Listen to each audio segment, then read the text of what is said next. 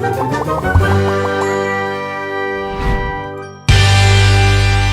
Stories की दुनिया।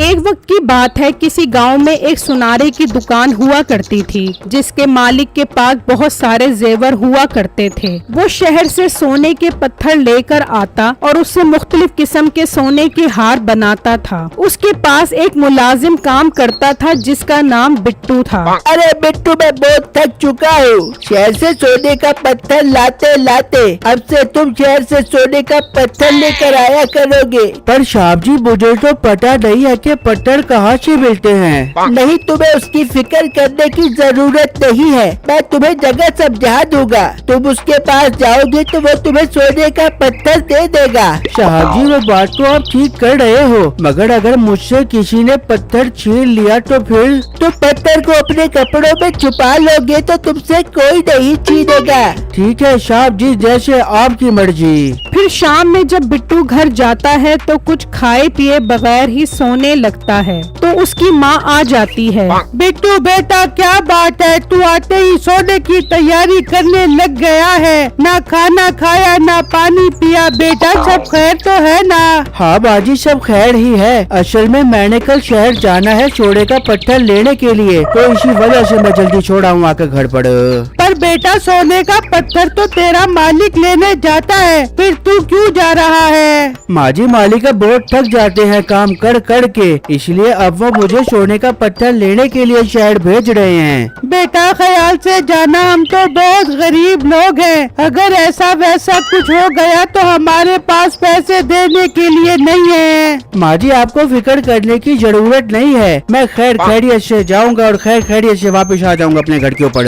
फिर अगले दिन जब बिट्टू दुकान पर जाता है तो उसका मालिक कहता है, अच्छा बिट्टू, अब तुम शहर जाओ और सोने का पत्थर लेकर आओ। अच्छा मालिक, अभी जाता हूँ शहर पत्थर लेने के लिए। फिर बिट्टू अपने मालिक से उस दुकान का एड्रेस समझ लेता है और शहर से पत्थर लेने के लिए निकल जाता है। उस गांव में गांव से शहर जाने के लिए कोई सवारी तो होती नहीं है, इसलिए बिट्टू पैदल ही पत्थर लेने के लिए निकल पड़ता है और सोचता है, मालिक ने मुझे जो रास्ते बताए हैं उनमें से कौन सा रास्ता शहर की तरफ जाता है? अगर मैं गलत रास्ते पर चला गया तो फिर क्या होगा? बिट्टू थोड़ा आगे आता है तो उसे वो 3 जादुई रास्ते नजर आते हैं। बिट्टू खड़ा सोचने लगता है कि मैं किस रास्ते से जाऊं। यार, मुझे इस रास्ते पर जाना चाहिए, जरूर ये रास्ता शहर की तरफ निकलता होगा। फिर बिट्टू उस रास्ते पर चल पड़ता है, लेकिन जब वो थोड़ा आगे आता है तो वहाँ पानी का दरिया होता है।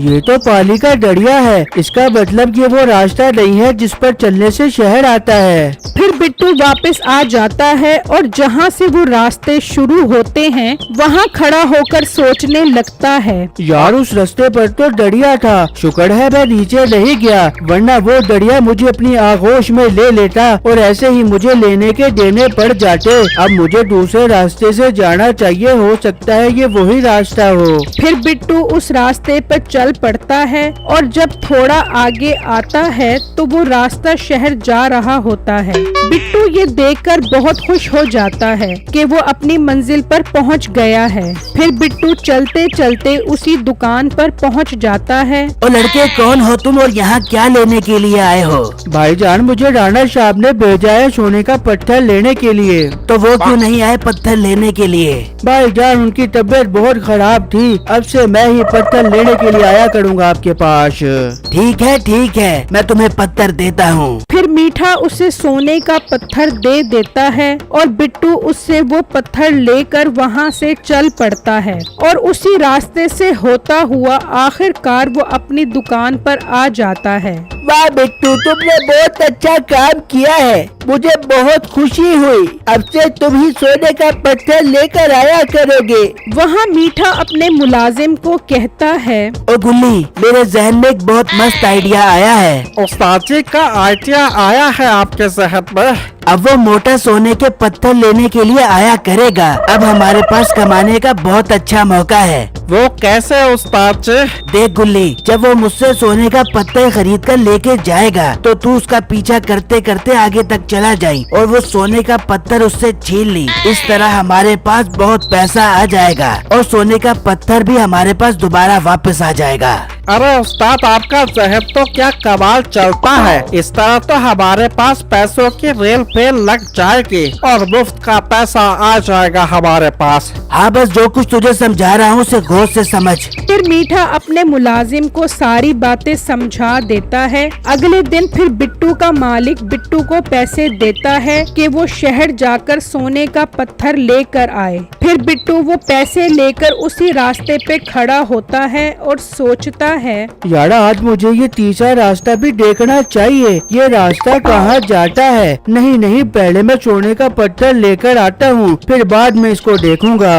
फिर बिट्टू मीठे की दुकान पर पहुंचता है और उसे पैसे देकर उससे पत्थर लेकर वहां से चल पड़ता है। तो मीठा अपने मुलाजिम को कहता है, चल गुल्ली, अब तेरे काम का वक्त आ गया है। तू दूसरे रास्ते से होकर उसके आगे जाकर खड़ा हो जा और जैसे ही वो आए उससे सोने का पत्थर छीन ली। ठीक है उस्ताद जी, मैं अभी जाता हूँ, पर उस्ताद जी उसे शक तो नहीं हो जाएगा? तू चेहरे पर कपड़ा लगाकर जाई और उस मोटे की कनपट्टी पर पिस्तौल रख दी और अगर वो ज्यादा गड़बड़ करे तो गोली मार दी उसे। अरे वाह उस्ताद, क्या कमाल की चाल चलते हो आप। फिर मीठे का मुलाजिम दुकान से निकलकर उसी रास्ते पर जाकर खड़ा हो जाता है और जैसे ही बिट्टू आता है तो वो उसे कहता है, अब बेटा तेरे पास जो कुछ भी है निकाल दे वरना गोली मार दूंगा। भाईजान, मेरे पास कुछ नहीं है। मैं तो एक बहुत गरीब लड़का हूँ और मुश्किल से अपने घर वालों का पेट पालता हूँ। ज्यादा मेरे साथ ड्रामेबाजी मत कर। तेरे पास जो सोने का पत्थर है वो दे दे वरना गोली मार दूंगा। भाई, आपको कैसे पता चला कि मेरे पास सोने का पत्थर है? मैं इस इलाके का सबसे बड़ा चोर हूँ। पत्थर निकालता है या मारो गोली। अच्छा भाई, अभी देता हूँ आपको पत्थर। फिर बिट्टू उसको पत्थर निकाल कर दे देता है और उदासी में अपनी दुकान पर पहुंचकर अपने मालिक को सारी बातें बताता है। ये तुम क्या बकवास कर रहे हो? मुझे मेरा पत्थर हर सूरत चाहिए वरना मुझे पैसे निकलवाने आते हैं। मालिक, ऐसा मत कहे। मैं तो बहुत एहतियात से पत्थर लेने गया था। पता नहीं उस चोर को कैसे पता चला कि मेरे पास सोने का पत्थर है। बस मुझसे ज्यादा ड्रामेबाजी मत करो। मुझे तुम पर ही शक हो रहा है। तुमने ही पत्थर चोरी किया है। तुम्हारे पास सिर्फ एक दिन का टाइम है। अगर तुमने पत्थर ना दिया तो पत्थर कैसे निकलवाते हैं मुझे सारे तरीके आते हैं। फिर बिट्टू उदास होकर घर चला जाता है। वहाँ मीठे का मुलाजिम वो सोने का पत्थर मीठे को दे देता है। वाह गुल्ली, आई लव यू। बहुत अच्छा काम किया है तुमने।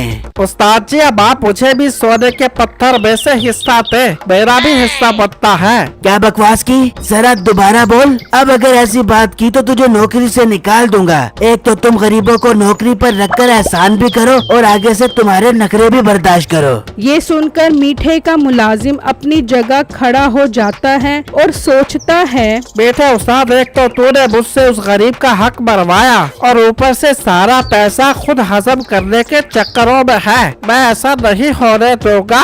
वहाँ बिट्टू अपनी माँ को सारी बातें बताता है तो उसकी माँ कहती है, बेटा इस तरह तो तू अपने मालिक की नजरों में चोर बन जाएगा।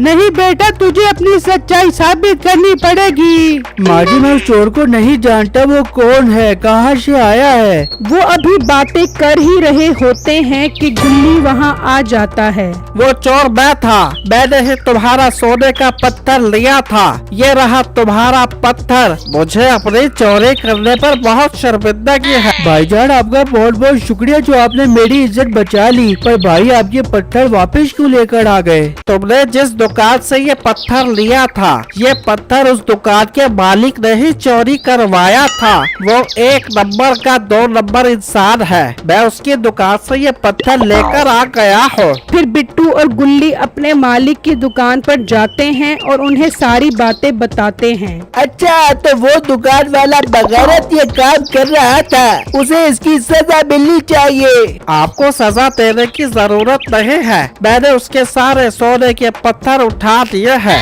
अब मैं शहर जाकर सुकून से जिंदगी गुजारूंगा। मुझे कमेंट बॉक्स में जरूर बताइएगा कि आपको मेरी स्टोरी कैसी लगी। शुक्रिया।